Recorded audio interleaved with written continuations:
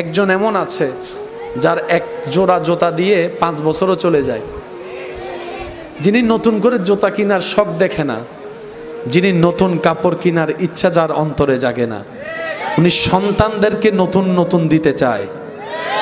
অনেক বাবারা আছেন ভিতরের জামাটার মধ্যে গেঞ্জিগুলা ফুটা ফুটা হয়ে গিয়েছে, কেনার তৌফিক থাকলেও কিনতে চায় না, বলে যে 2টা টাকাও যদি জমাতে পারি আমার ছেলে মেয়ের জন্য আমি কিছু ভালো করতে পারবো। এটার নাম বাবা। কথা বলেন ঠিক কিনা? জগৎকে বুঝতে দেয় না, শরীর লোড নেওয়ার ক্ষমতা নাই, তারপরও 50 বস্তা কেজি চাউল এখানে কাঁধের উপর নিয়ে রাখে, রোদের তাপ সহ্য হয় না, শরীর চলে না। যখন শরীর জবাব দিয়ে দেয় তখন মন থেকে শরীরকে শোনায়, তুই যদি থেমে যাস ঘরে তো বাজার যাবে না, তুই যদি থেমে যাস বাসা ভাড়ার বিল তো দেওয়া হবে না, তুই যদি আজকে থেমে যাস সন্তানের মুখে তো খাবার যাবে না। ওই চিন্তা করে করে ওভারলোড নিয়ে যিনি রোদের মধ্যে ঘাম জড়ায় জড়ায় ওভার পরিশ্রম করেন তিনিই আমাদের বাবা। কথা বলেন ঠিক কিনা? বাবাদের কষ্ট দেখা যায়, ওনারা দেখতে দেয়। এখানে অনেক আমার ভাই বোনেরা আছেন, মাইকের আওয়াজ শুনছেন হয়তো, যাদের মনের একটা ধারণা আমার বাবা আমাকে ভালোবাসে না, আমার বাবা আমাকে দেখতে পারে না।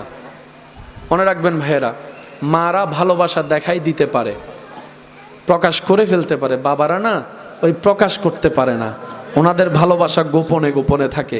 মনে রাখবেন, মা ভালোবেসে জড়ায় ধরে 2 ফোঁটা চোখের পানি ফেললেই আপনি বুঝতে পারছেন মা আপনাকে ভালোবাসে, বুকে রাখে, মা আপনাকে বুকে রাখে, আর বাবা পুরা পরিবারকে আগলায় রাখে। সুবহানাল্লাহ শুনি নেই?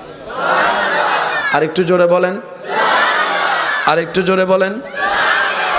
মা যদি ঘরের পিলার হয়, বাবা হচ্ছে ছাদ। মাদের ভালোবাসা মাথায় হাত বুলিয়ে কপালে চুমা দিয়ে প্রকাশ করে, আর বাবাদের ভালোবাসা প্রকাশ হয় শাসন দিয়ে, বকা দিয়ে, মার দিয়ে। কারণ দুজনেই যদি নরম হয় সন্তান কখনো পড়তে বসবে, সেজন্য মা আদর দিয়ে আগলায় রাখে, বাবা শাসন দিয়ে সন্তানকে এলাকার মধ্যে, পরিবারের মধ্যে, পৃথিবীর মধ্যে টিকার ব্যবস্থা করে দেয়। মার আদরে সন্তান মাথার উপর উঠে, পড়তে চাই না, বাবার শাসনে সেই সন্তান নাম শুনলে পড়তে বসে যায়। সিস্টেমগুলো করে দিয়েছেন কে? সেজন্য এই জিনিসগুলোকে মাথায় রাখার চেষ্টা করতে হবে আমাদের।